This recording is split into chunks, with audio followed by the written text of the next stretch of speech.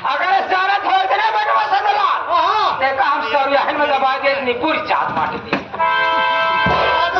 सुरेंद्र साल भाई का काट दिया भैया धरैया मालिक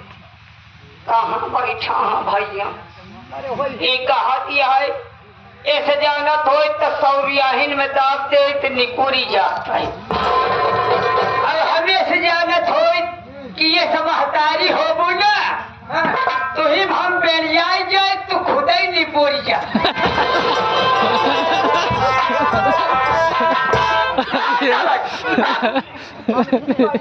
तुम्हें क्या ही कहा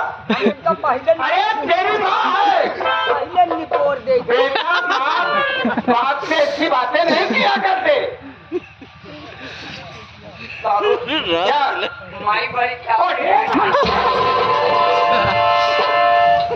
तेरी माँ है माई है माँ एक कमी नहीं बात फिर दिमाग कभी सारी माई गवा देखने जा तू पहले ये माँ सरकारी माँ पतिया फूलन की कटारी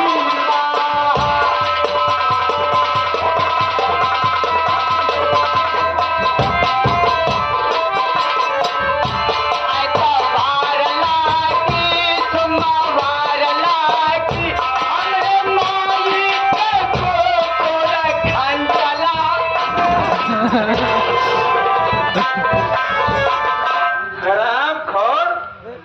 इसको इतना भी ज्ञान नहीं है बताओ ये सब कहा तो ही भाई क्या करी बेटवा हमार कर्म खराब रहा जाने हमारी कोखी जन्म ले बिना लड़का को होते चल जा दुनिया का दीदी बहने रे ध्यान ताना मारती खातिर कैसे मेरे को हर